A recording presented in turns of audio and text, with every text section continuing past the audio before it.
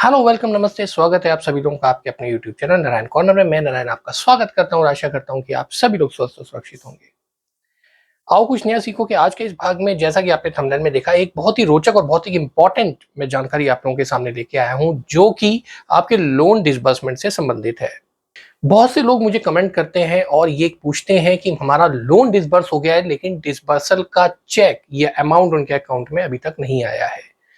बहुत से लोग ऐसे हैं जो ये कहते हैं कि हमारा लोन तो डिसबर्स हो गया है, लेकिन ईएमआई भी जा रही है, लेकिन अभी तक उन्हें पैसा नहीं मिला। लोन आज के समय में एक प्रचलन से ज्यादा जरूरत को पूरा करने का एक महत्वपूर्ण माध्यम बन चुका है। लोन जब आप लेते हैं तो अपनी जरूरत को पूरा करने के लिए लेते हैं, और ऐसे बहुत ही शायद ही कुछ चुनिंदा लोग होंगे जो सिर्फ शौक या तौर पे लोग अपनी शौक पूरा करने के लिए लोन लेते हैं। लोन लेना जितनी बड़ी जरूरत है, उतनी ही जरूरत है कि उसका समय पे आपके अकाउंट में डिसबर्स या रियलाइज हो जाना।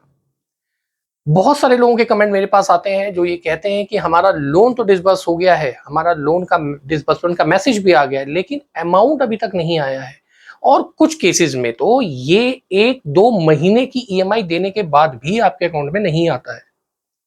ऐसी क्या वजह है? मैं पिछली वीडियो में कई बार बता चुका हूं कि ओटीसी यानी कि ओवर द काउंटर, यानी कि ओवर द कंप्लीशन,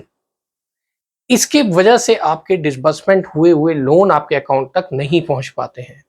अब ये जो ओटीसी है, क्या पेंडेंसीज है? ब्रीफली मैं आपको अपनी वीडियो का एक लिंक दे दूंगा जिसमें ओटीसी के बारे में मैंने बताया है। समय समय पे मैं ओटीसी के बारे में भी बताता रहता हूं, और कमेंट्स में भी मेरी टीम जवाब देती रहती है कि ओटीसी एक्चुअल में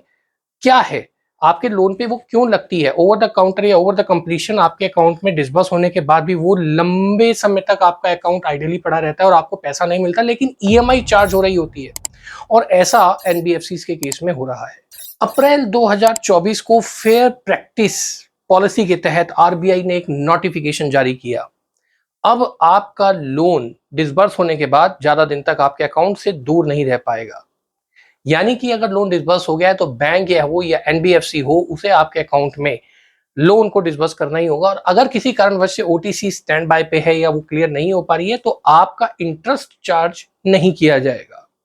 है ना इंपॉर्टेंट जानकारी? यानी कि उस परिप्रेक्ष्य में सोचते हैं कि आपका लोन डिसबर्स हो गया, आपकी जरूरत है जिसके लिए आपने लोन अप्लाई किया था, किसी के घर में शादी हो सकती है, किसी को गाड़ी खरीदनी हो सकती है, किसी को मकान खरीदना है, किसी को किसी बिजनेस में अपनी अर्जेंट नीड को पूरा करना है, और वो लोन अप्लाई करता है। लोन अप्लाई करने की एक ईएमआई देने के बाद भी, 2 ईएमआई देने के बाद भी कुछ ऐसी कंडीशंस हैं जो पूरी नहीं हो पाती हैं और बैंक आपसे ईएमआई चार्ज कर लेता है। उस सिचुएशन में अगर आप ईएमआई नहीं देते तो आप पे बाउंस चार्ज लगते हैं, आपका सिविल इंपैक्ट होता है। आरबीआई ने इसी चीज का संज्ञान लेते हुए फेयर प्रैक्टिस नोटिफिकेशन जारी किया है। हालांकि ये नोटिफिकेशन बहुत पहले से आया हुआ है, लेकिन इसको लागू सख्ती रूप से अब 29 अप्रैल या अप्रैल लास्ट में कहिए, एक नोटिफिकेशन आरबीआई ने सभी एनबीएफसीज को जारी किया और बैंक्स को जारी किया, जिसमें ये सख्त हिदायत थी। जानकारी एकत्रित करेंगे आज की इस वीडियो में कि एक्चुअल में आखिर आपका जो राइट है, जो आपके अधिकार हैं, उसको आरबीआई ने किस नोटिफिकेशन के जरिए सुरक्षित किया है। तो चलते हैं पहले अपनी स्लाइड की तरफ और ये नोटिफिकेशन से जानकारी एकत्रित करते हैं कि आपके जो अधिकार हैं लोन डिसबर्समेंट से रिलेटेड, वो आरबीआई कैसे सुनिश्चित कर रहा है इस नोटिफिकेशन के जरिए।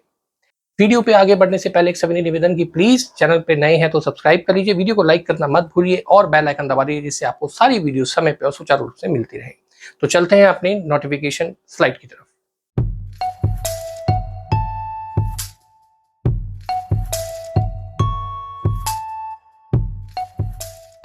तो जैसे कि मैं आपको बता रहा था कि जो आरबीआई का सर्कुलेशन आया है, वो फेयर प्रैक्टिस कोड जो ये आप देख रहे हैं, मैं वेबसाइट पे आपको दे चलता हूँ। आरबीआई की ये वेबसाइट है, ये देखिए ये वेबसाइट है यहाँ पे आरबीआई की,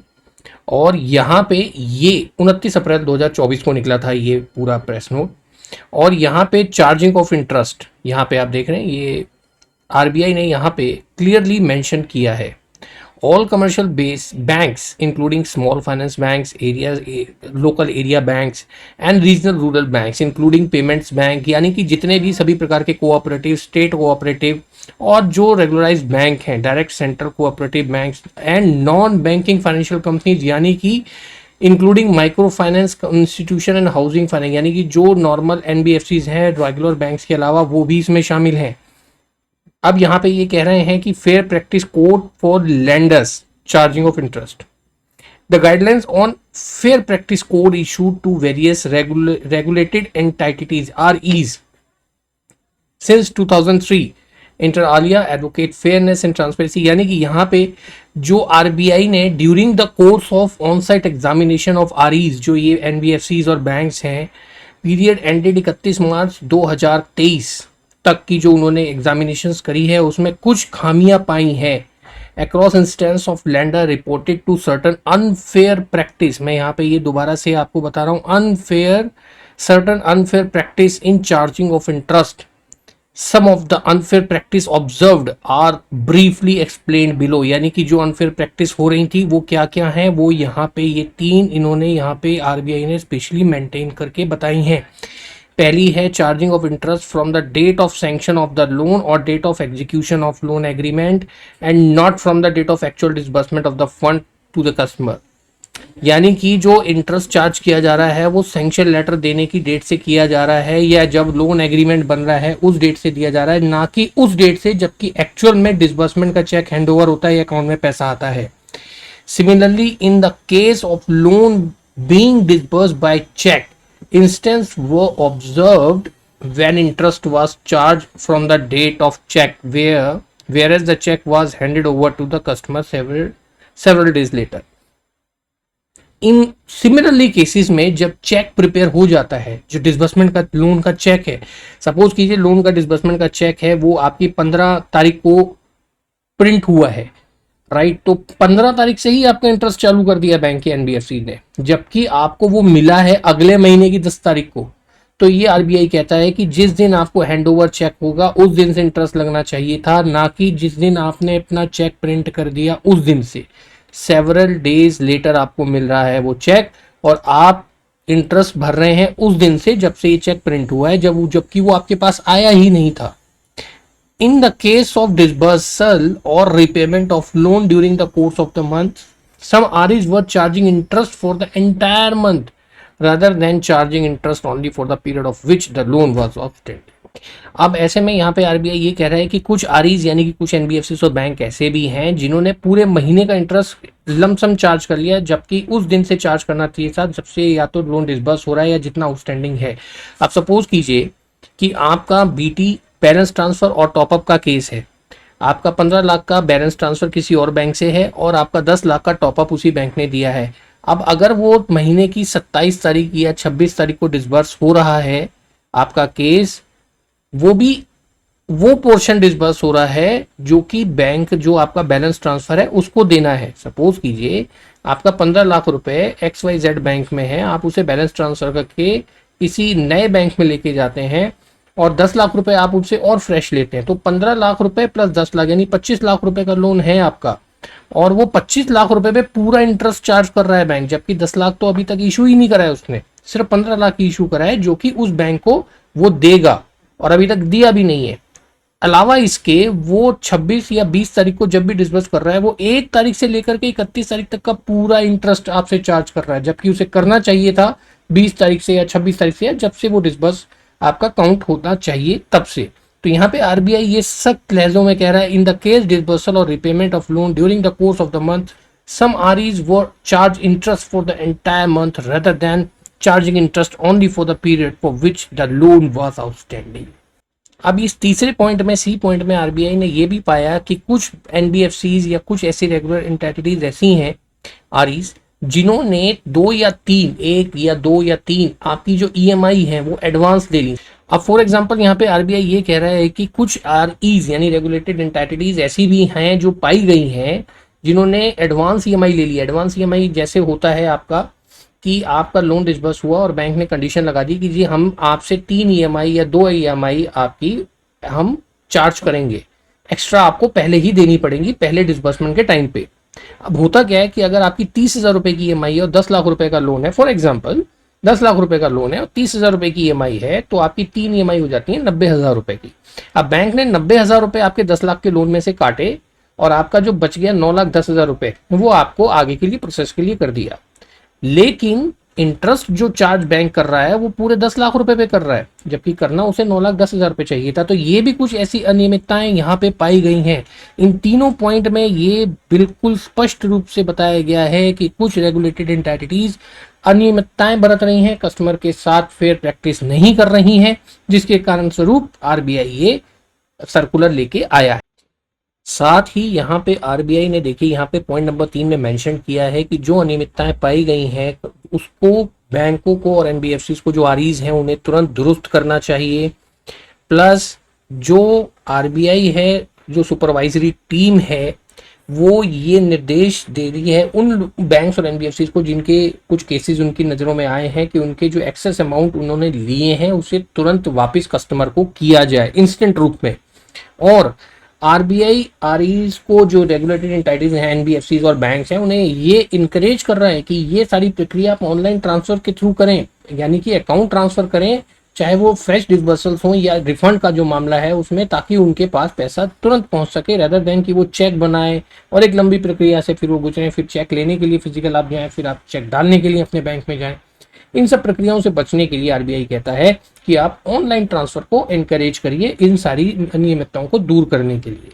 साथ ही पॉइंट नंबर 4 में जो आरबीआई है वो ये निर्देश दे रहा है जितने भी एनबीएफसी और बैंक्स हैं कि आप अपने जो मोड ऑफ डिसबर्सल के जो प्रोसेस है उसको पूरा पारदर्शी रखिए, उसको ध्यान में रखिए, application of interest and other charges and take corrective action, यानी तुरंत उसको सुधारा जाए, इंक्लूडिंग सिस्टम लेवल चेंजेस। अगर आपको उसमें कुछ लेवल पे चेंजेस करने हैं सिस्टम में तो आप वो स्पष्ट रूप से करिए, and may be necessary to address the issue highlighted above. और यदि ऐसा कोई इश्यूज आता है, देखिए अब हुआ क्या है कि आरबीआई की नज़रों में जब हम जो बैंकिंग ओम्बड्समैन है, जब हम बैंकिंग लोकपाल में अपनी शिकायत दर्ज कराते हैं, या फिर आरबीआई कहता है कि किसी बैंक में आपके साथ यदि कुछ ऐसा हो रहा है जो आप बिल्कुल उसके बारे में शिकायत करना चाहते हैं और बैंक आपकी नहीं सुन रहा है या आपसे अनियमित चार्जेस ले रहा है, तो आपको वो आरबीआई को सूचित करना चाहिए। ये फेयर प्रैक्टिस कोड के अंदर आता है। इसी संज्ञान को लेते हुए यहाँ पे आरबीआई ने ये कुछ पॉइंट्स यहाँ पे स्पेशली मेंशन करें कि क्या उन्होंने ऑब्जर्व किया, और पॉइंट नंबर 3 और 4 में वो आरईज को यानी एनबीएफसी और बैंक को स्पष्ट रूप से निर्देश दे रहा है कि अगर ऐसी कोई अनियमितताएं हैं उन्हें तुरंत वापस लिया जाए और आगे से इन काम को दुरुस्त किया जाए। यानी कि अब इसका एक मेथड ये हो गया कि जो बैंक एनबीएफसी आपका डिसबर्सल कर देते थे और उसके बाद वो डिसबर्सल चेक बाद में देते थे और इंटरेस्ट आपका शुरू हो जाता था। मैंने पिछली कुछ वीडियोस में ये पॉइंट भी आप लोगों के एड्रेस करे हैं, जिसमें आपका लोन अमाउंट डिसबर्स हो गया लेकिन कुछ लोगों के पास